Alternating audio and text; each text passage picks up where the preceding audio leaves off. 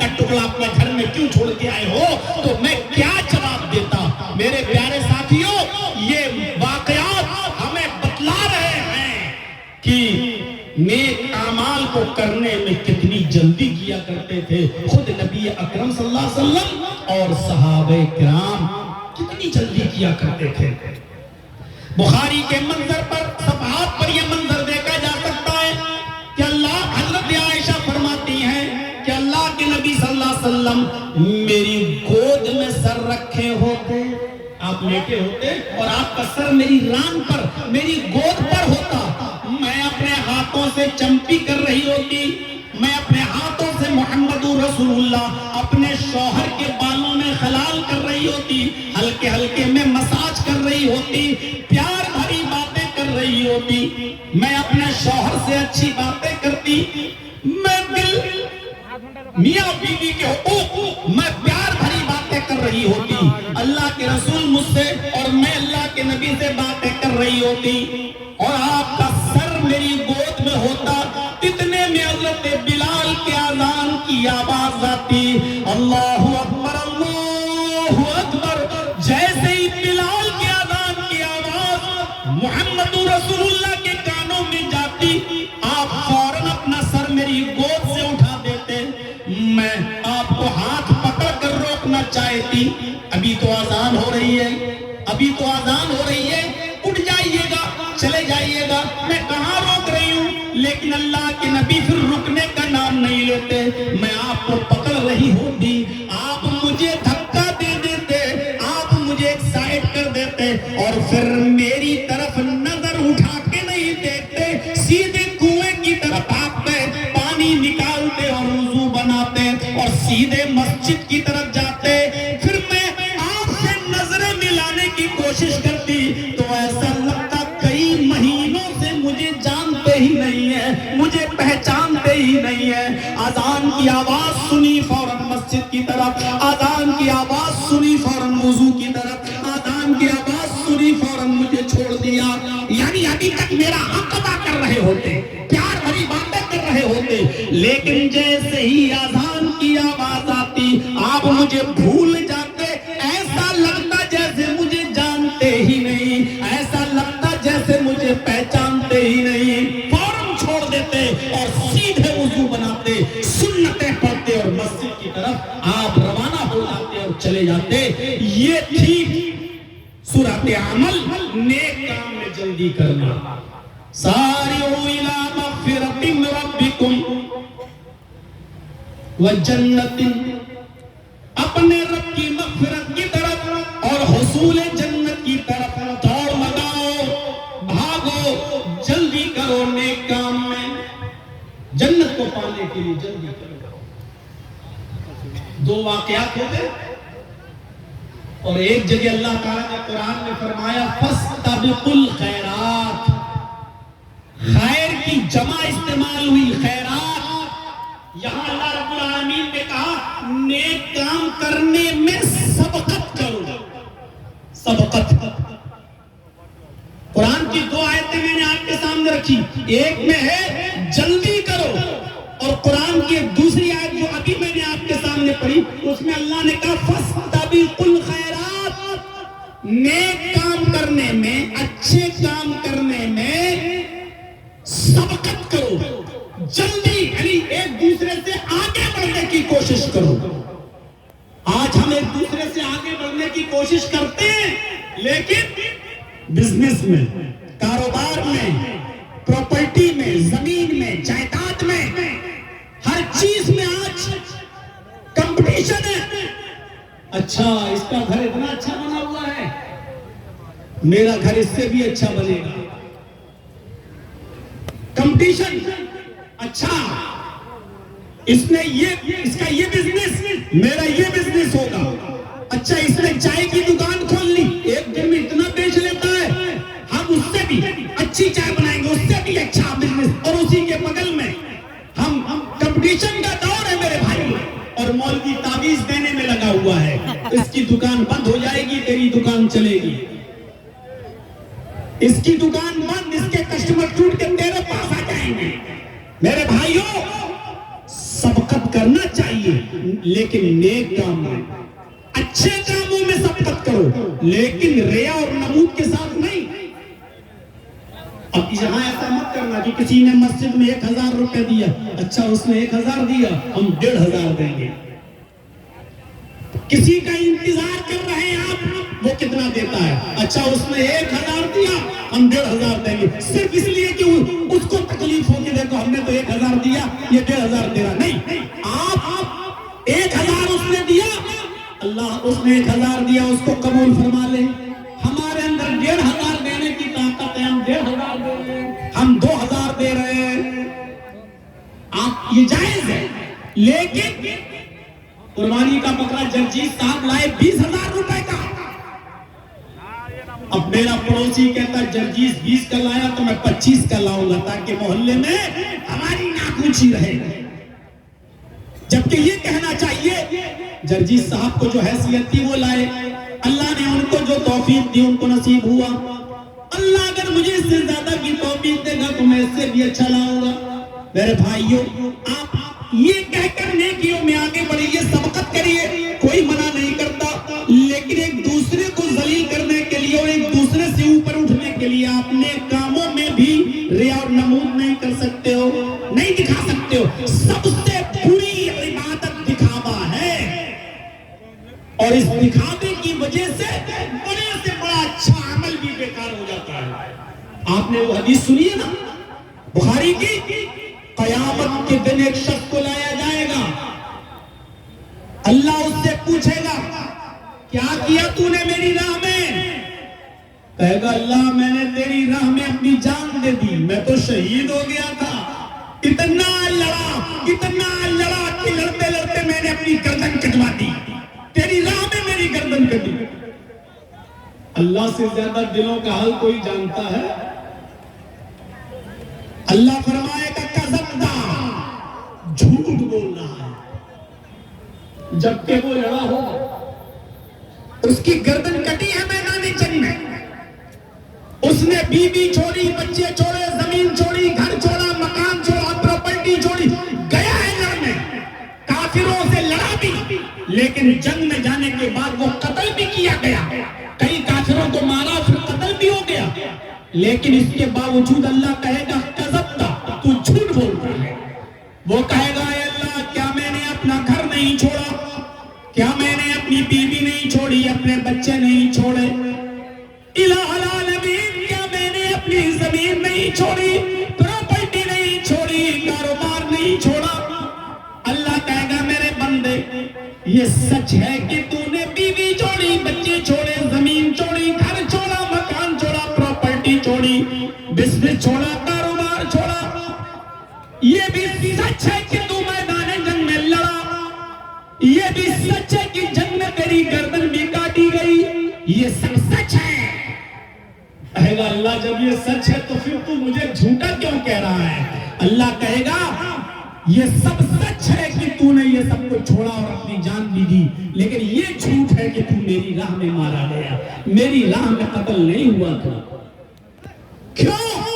کیونکہ جس وقت تو لڑ رہا تھا، جس وقت تو میدان میں گیا تھا، جس وقت تو جہاد کر رہا تھا، جس وقت اپنی تلوار چلا رہا تھا اور کافروں کو قتل کر رہا تھا، اس وقت تیرے دل میں یہ نیت تھی کہ لوگ تجھے بہت بڑا بہادر کہیں، لوگ تجھے بہت بڑا جری کہیں، تو اعلاء کلمت اللہ کے لیے نہیں، تو اللہ کے کلمے کو بلند کرنے کے لیے نہیں لڑ رہا تھا، تو اس لیے لڑ رہا تھا کہ لوگ تجھے بہت بڑا بہادر کہیں، لوگ تجھے بہت بڑا جنگجو کہیں، لوگ تجھے بہت بڑا ماہر جنگ کا ماہر کہیں، ایکسپرٹ کہیں۔ دنیا میں تو جو چاہتا تھا وہ تجھے مل گیا، جو شہرت چاہتا تھا، جو عزت چاہتا تھا وہ تجھے مل گئی، آئے فرشتوں اس کو جہنم میں پھینک دو۔ لو کتنی سی بات، گھر بھی چھوڑا، مکان بھی چھوڑا، بیوی بھی چھوڑی، بچے بھی چھوڑے، زمین بھی چھوڑی، پراپرٹی بھی چھوڑی، بزنس بھی چھوڑا، کاروبار بھی چھوڑا، جان بھی دی، لیکن پھر بھی کہاں گیا؟ جہنم میں۔ وجہ صرف اتنی سی کہ لڑتے وقت اس کے دل میں یہ خیال تھا کہ لوگ مجھے بہت بڑا بہادر کہیں۔ کہاں گیا؟ آپ مسجد کے لیے بڑھ چڑھ کر حصہ لیجئے، لیکن یہ مت دیکھیے کہ سامنے والا 10 دے گا تو میں 15 دوں گا۔ معاف کیجئے گا، آپ کے یہاں چندہ تو ہوتا ہے اور بہت اچھی بات ہے کہ آپ لوگ ایک جلسے میں چندہ کرتے ہیں، لیکن ایک چیز ہم دیکھتے ہیں سب جگہ، یہ صرف آپ ہی کے بھرناٹی کا معاملہ نہیں ہے، یہ پورے 1999 میں میری تقریر ہوئی تھی مولانا توحید صاحب کے تیگواری میں، 1999 میں وہ میری پہلی تقریر تھی۔ 2025 چل رہا، 26 سال کے اس عرصے میں نے ابھی تک یہی دیکھا ہے، کوئی چینجنگ نہیں ہوئی ہے۔ اس لیے بھرناٹی والے یہ نہ کہیں کہ میری اوپر یہ بات کہی جا رہی ہے، ہر جلسے میں جو 10 روپے دے رہا ہے، 20 روپے دے رہا ہے، 100 روپے دے رہا ہے، چندہ کرنے والا کہتا اللہ تمہارا دان تو قبول فرمائے، اللہ تمہیں جزائے خیر دے۔ اور جہاں جس نے 1000 روپے، 2000 روپے اور 5000 روپے دیے، وہیں پر چندے والا کہتا نعرہ تکبیر، انہوں نے 5000 روپے دیا ہے، اس کے لیے بہت سی دعائیں ہونے لگتی ہیں، ایسا لگتا ہے کہ 100 روپے والے کی کوئی حیثیت نہیں۔ میرے بھائیوں، کبھی کبھی 100 روپے میں اللہ وہ برکت دے دیتا ہے جو 5 لاکھ میں بھی برکت نہیں دیتا۔ ایک آدمی جس نے خلوص نیت سے قربانی کی، اس کا جانور زیادہ موٹا تازہ تگڑا نہیں ہے، لیکن بیچارہ وہ اللہ کی رضامندی کے لیے قربانی کر رہا ہے۔ اور ایک امیر آدمی 4 جانور لاتا ہے، موٹے تازے ہینڈسم، 4 جانور کی قربانی کر رہا ہے، لیکن 4 جانور کی قربانی کرتے وقت اس کے دل میں یہ ہے کہ لوگ کہیں کہ دیکھو ماشاءاللہ 4 بکرے کر رہا ہے، 4 قربانی دے رہا ہے۔ میرے بھائیوں، جو ثواب اس ایک کمزور دبلے پتلے بکرے کی قربانی کرنے والے اس غریب انسان کو ملے گا، وہ 4 بکروں کی قربانی کرنے والے اس امیر کو وہ ثواب نہیں ملے گا، بلکہ اس کی قربانی اس کے منہ پہ مار دی جائے گی، کیونکہ اس نے دکھانے کے لیے قربانی کی ہے۔ اخلاص پیدا کریے، اخلاص۔ آپ کو معلوم ہے فرعون آج دریائے نیل میں جب ڈوب کے مرا تو اللہ کے نبی صلی اللہ علیہ وسلم قرآن کہتا ہے فرعون کو اللہ نے اس لیے غرق کیا کیونکہ وہ کہتا تھا انا ربکم الاعلی، میں تمہارا رب ہوں۔ لوگوں سے کہتا تھا لوگوں میں تمہارا رب ہوں۔ اتنے سے جرم کی سزا اس کو کیا ملی؟ کبھی فرعون نے اللہ سے نہیں کہا اے اللہ میں تیرا بھی رب ہوں۔ پورا قرآن پڑھ جائیے، فرعون نے کبھی نہیں کہا۔ وہ رات کے اندھیرے میں تو یہی کہتا تھا کہ اے اللہ میں تجھے اپنا رب مانتا ہوں، اے اللہ تو میرا رب ہے، کھلانے پلانے والا تو ہے، اے اللہ میں لوگوں کو کے سامنے ان کا رب اس لیے بنتا ہوں تاکہ میری چاہت باقی رہے ان کے دلوں میں اور میرا جلال ان کے دلوں میں رہے، لیکن میں تو تجھے اپنا رب مانتا ہوں۔ اللہ کو اپنا رب مانتا تھا، لیکن لوگوں سے کہتا تھا کہ میں تمہارا رب ہوں، تم سب مجھے اپنا رب مانو۔ اللہ نے اس کو دریائے نیل میں ڈبو دیا، غرق کر دیا، اور پھر اس کی لاش کو باہر نکال کر پھینک دیا۔ زمین میں اس کی لاش دفن کی جاتی ہے، زمین نکال کے پھینک دیتی ہے۔ سمندر میں اس کی لاش ڈالی جاتی ہے، سمندر اس کو نکال کے باہر پھینک دیتا ہے۔ آج بھی فرعون کی لاش کو نہ سمندر قبول کرتا ہے نہ زمین کی چھاتی اس کو قبول کرتی ہے۔ کیوں؟ کیونکہ اللہ نے فرمایا ہم فرعون کے جسم کو قیامت تک اس کے شریر کی حفاظت کریں گے تاکہ بعد میں آنے والے لوگوں کے لیے وہ نشان عبرت رہے، بعد میں آنے والے لوگوں کے لیے وہ عبرت کا سامان بنا دیا اس کو۔ دیکھو لوگوں کا رب بنتا تھا، اس کی سزا کیا ہے؟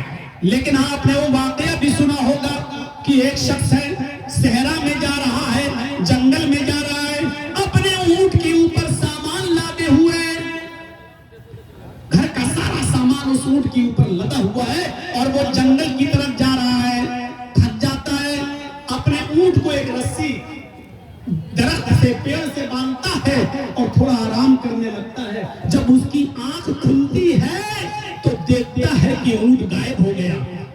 उसने अपने ऊंट को गायब पाया तो परेशान, मेरे घर का सारा सामान ऊंट पर लदा हुआ था, ऊंट कहां चला गया।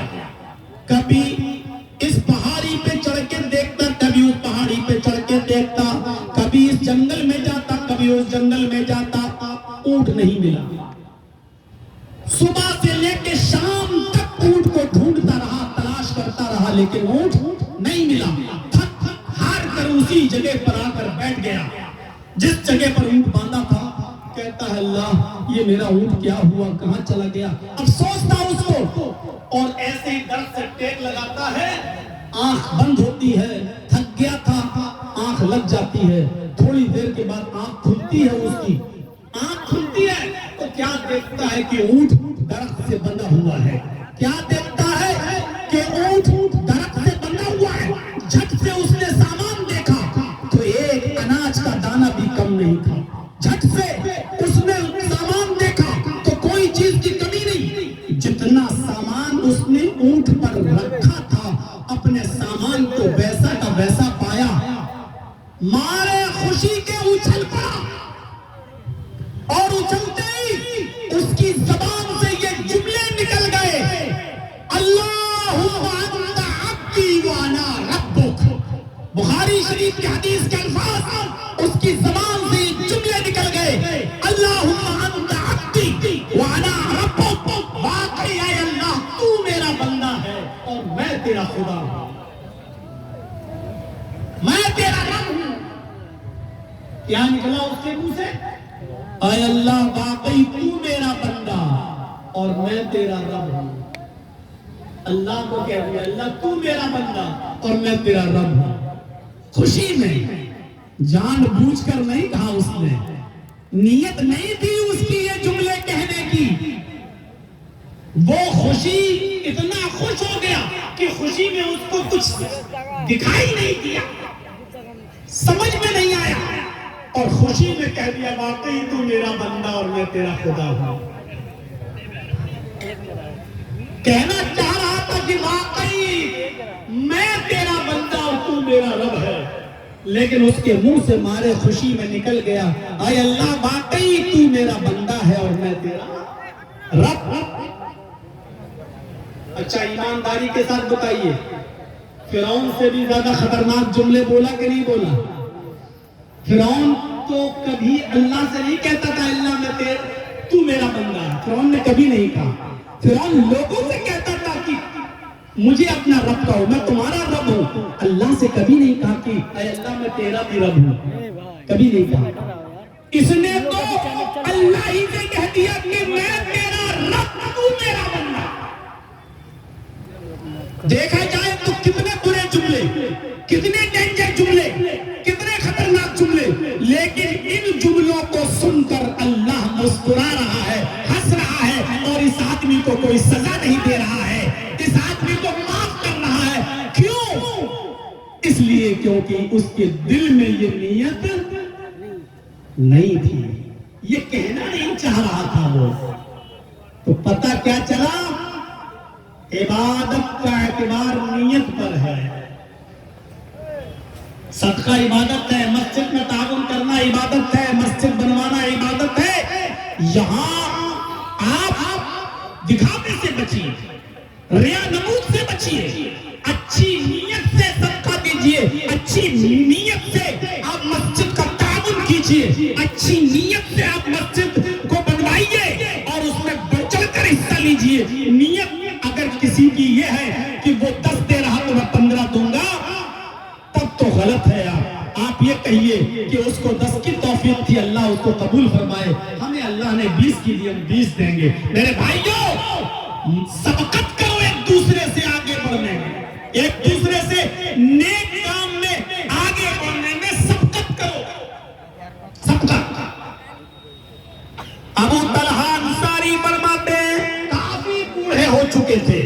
ये अबू तलहा अंसारी वो हैं जिन्होंने अल्लाह के नबी का जमाना पाया, जिन्होंने हजरत अबू बकर का भी जमाना पाया, जिन्होंने हजरत उमर फारूक का भी जमाना पाया। हजरत उमर फारूक के जमाने में इतने बूढ़े हो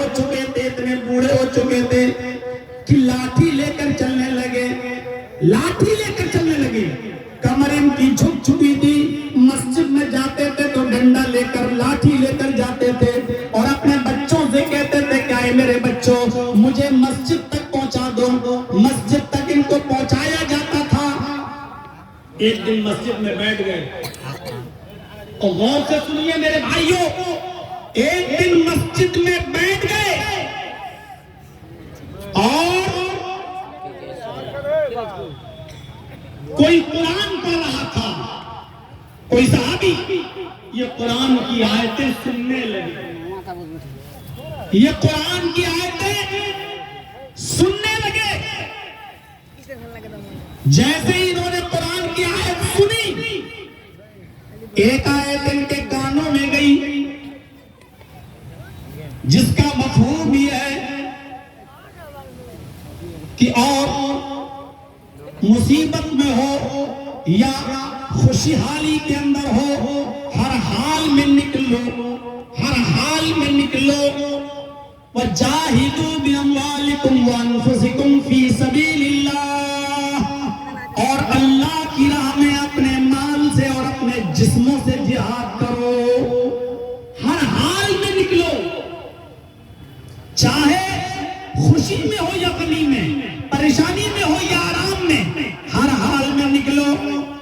फौरन लाठी उठाते हैं, कुरान की आयत सुनते ही अपने घर आते हैं और कहते हैं मेरे बच्चों मेरे लिए घोड़ा तैयार करो, मेरे बच्चों मेरे लिए घोड़ा तैयार करो, मैं उस घोड़े पर सवार होकर मैदानी जंग में जाना चाहता हूँ।